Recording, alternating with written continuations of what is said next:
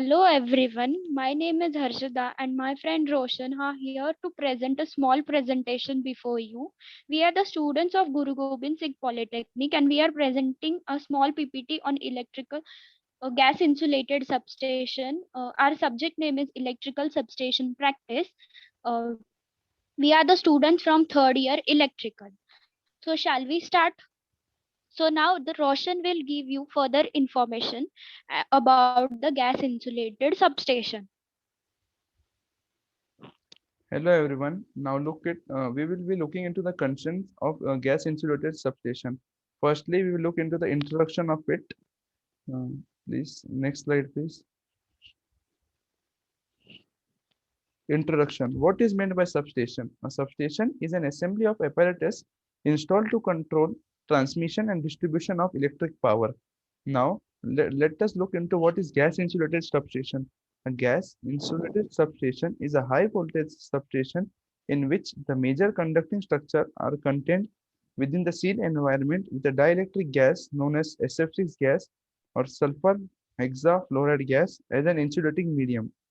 In comparison, a conventional air insulated substation atmosphere air is a dielectric gas medium, as this type of substation are almost always located at outdoor location. Hmm. Next slide, please. Where was the origin of gas insulated technology? The gas insulated technology originally began in Japan in the 1960s, where there was a critical need to develop substation with a greatly reduced footprint. GIS was slowly adopted by various other countries over the following years.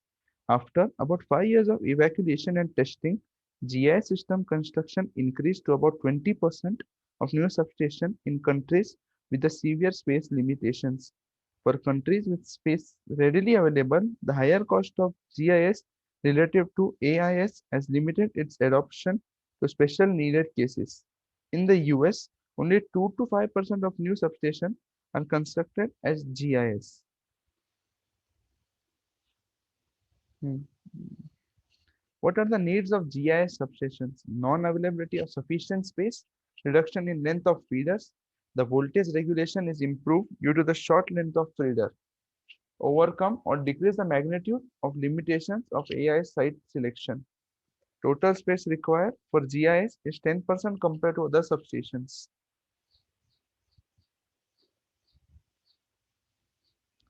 Now will be looking into the components and their functions of gas insulated substation. Firstly, bus bar. We, bus bar. An electric bus bar is defined as the conductor or group of conductor used for collecting electric power from incoming feeder and distribute them to outgoing feeder. Now, second, will be looking into isolator and what is meant by isolator. An isolator is a mechanical switch which isolates a part of a circuit from system when required. Now looking into the third component and its function, it is circuit breaker. Electric circuit breaker is a switching device which can be operated manually or automatically for controlling and protection of electric power system respectively. The fourth, current transformer. The current transformer is an instrumental transformer. The transformer reduces the higher current value to the lower value. What is a voltage transformer? A voltage transformer is also called as a potential transformer.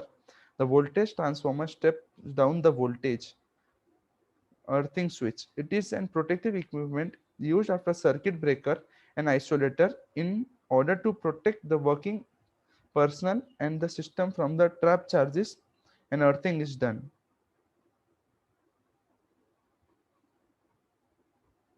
Local control cubicle. First, LCC represent the station control and protection. LCC means which controls the overall substation and protects it.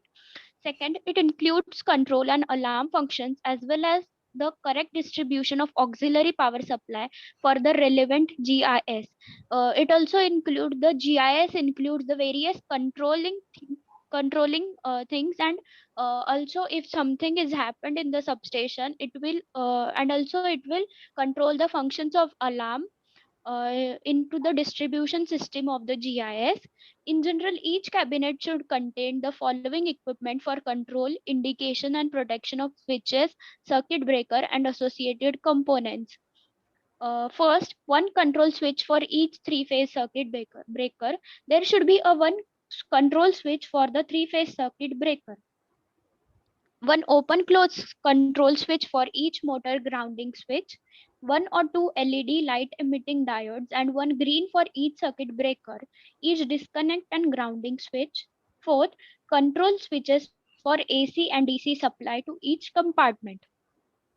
So, local control cubicle is the control and protection system of the substation. Merits of GIS. The earthed metal enclosure makes for a safe environment for the personnel. As the GIS is earthed and it is made up of metal and the gas is filled in it, so the environment is safe for the person who is working on it.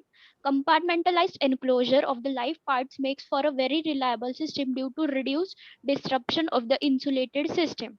For the life parts there is compartment, different types of compartment, so the system is very reliable as it is protected by the insulation systems. By reducing the distance between active and non-active switchgear parts, less space is required than in the normal AIS system.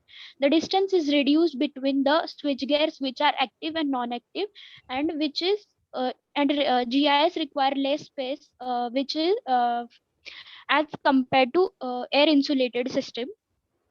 Low maintenance requirements due to design and protection against external elements. As the design and protection, the maintenance is required less due to the low weight due to the aluminium enclosure. As the enclosure is made up of aluminium, the weight is low. The GIS require only 10% space as compared to other substation.